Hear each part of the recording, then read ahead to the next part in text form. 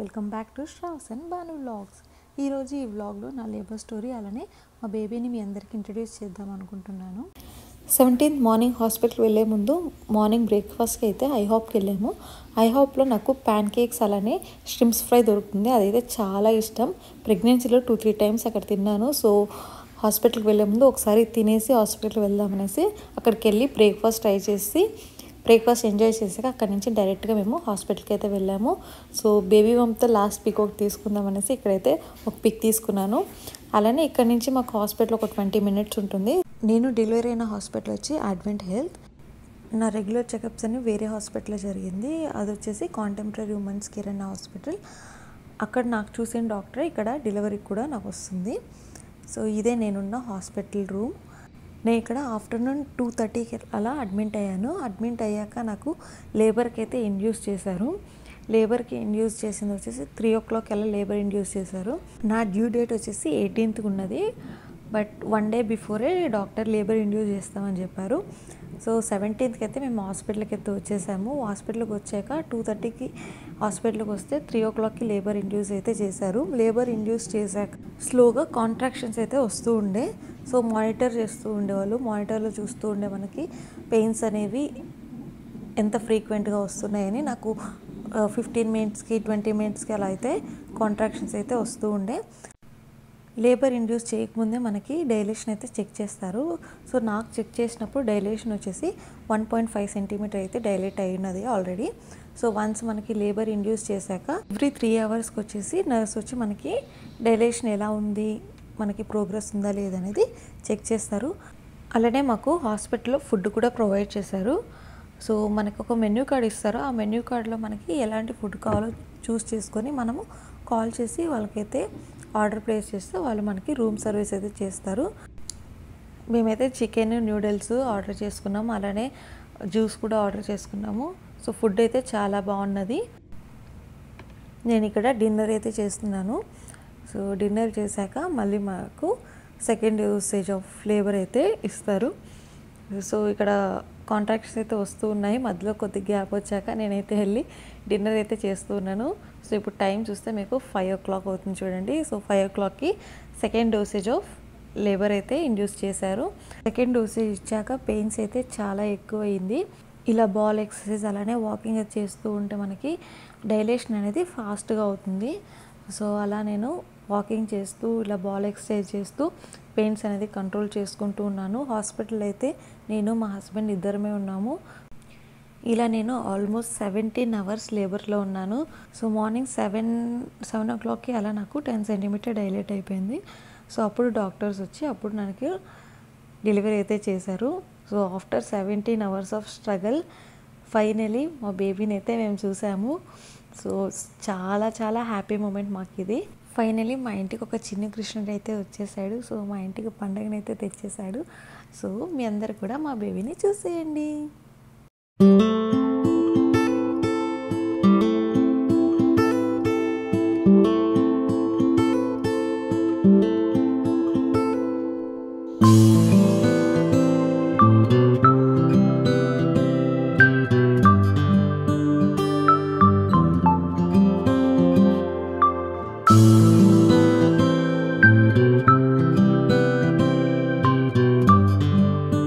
చూసారా మా బేబీని ఎంత ముద్దుగా ఉన్నాడో. సో మీరు కమెంట్స్ ద్వారా ఎలా ఉన్నాడో మాకు చెప్పండి.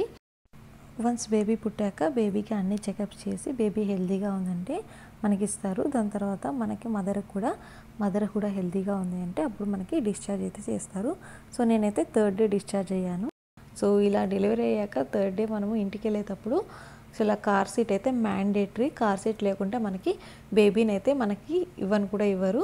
సో కార్ సీట్ని చెక్ చేసి మనకి బేబీని అయితే ఇంటికి పంపిస్తారు. సో బేబీ పుట్టకముందే మనం కార్ సీట్ని అయితే మ్యాండేటరీగా కొని పెట్టుకోవాలి. సో మా బేబీని ఫస్ట్ టైం మా ఇంటికి అయితే తీసుకెళ్తున్నాము.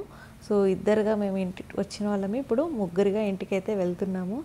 సో వన్స్ ఇంటికి వచ్చాక మా నార్మల్గా అయితే ఇంట్లో ఎవరో ఒకరు పెద్దవాళ్ళు ఉంటారు, వాళ్ళైతే దిష్టి తీస్తారు. సో మాకు ఎవరు లేరు కాబట్టి ఇక్కడ సో మా హస్బెండే నాకు దృష్టి అయితే తీస్తూ ఉన్నారు. సో ఈ మూమెంట్లో మనకి పేరెంట్స్ అయితే చాలా గుర్తొస్తారు. బట్ కొన్నిసార్లు తప్పదు కదా. సో ఇంకా తనే ఉండి మాకు ఇలా దిష్టి అయితే తీశాడు. సో మా బేబీకి ఎలాంటి కళ్ళు పడకుండా మా బేబీ ఎప్పుడు హ్యాపీగా హెల్తీగా ఇలాగే ఉండాలని, మీ అందరి బ్లెస్సింగ్స్ మా బేబీకి ఉండాలని కోరుకుంటున్నాను. దృష్టి తీసాక మేము ముగ్గురమే కలిసి ఇంట్లోకి అయితే అడుగు పెడుతున్నాము. So this was the best moment for us. So చాలా చాలా హ్యాపీగా ఉంది మా బేబీని ఇంటికి తీసుకురావడం. సో సక్సెస్ఫుల్లీ మేమైతే మా బేబీని ఇంట్లోకి అయితే తీసుకొచ్చేసాము. మేము హాస్పిటల్ నుంచి ఇంటికి వస్తే ఇంట్లో ఎవరు వెల్కమింగ్ చేయడానికి ఉండరు కాబట్టి, సో హాస్పిటల్కి వెళ్ళే ముందే నేను ఇలా చిన్నగా డెకోర్ చేసి మా బేబీకి వార్మ్ వెల్కమ్ విషెస్ చెప్పాలి అనేసి, సో ఇలా చిన్నగా డెకోర్ చేసి మా బేబీని అయితే ఇన్వైట్ చేసాము ఇంటికి. చూసారు కదా మా బేబీని ఎలా ఉండో నాకు కమెంట్ ద్వారా చెప్పండి. నెక్స్ట్ అయితే మా బేబీ నేమింగ్ సెరమనీ అయితే చూసేయండి.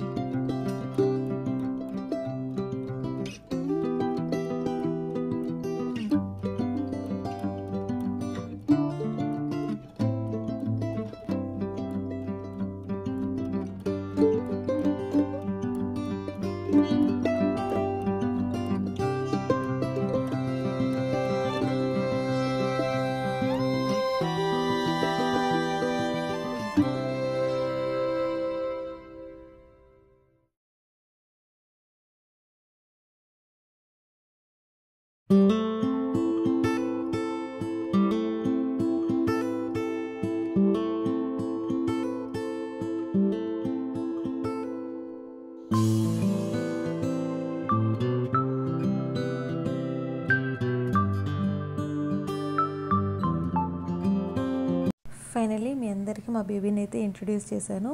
సో మా బేబీ ఎలా ఉన్నాడో, మా బేబీ పేరు ఎలా ఉందో మీరందరూ కమెంట్స్ ద్వారా తెలియచేయండి. అలానే మీ బ్లెస్సింగ్స్ ఎప్పుడు మా బేబీకి ఉండాలని కోరుకుంటూ, సో మీకు ఈ వీడియో నచ్చినట్టయితే లైక్ చేయండి, షేర్ చేయండి, అలానే సబ్స్క్రైబ్ చేసుకోండి.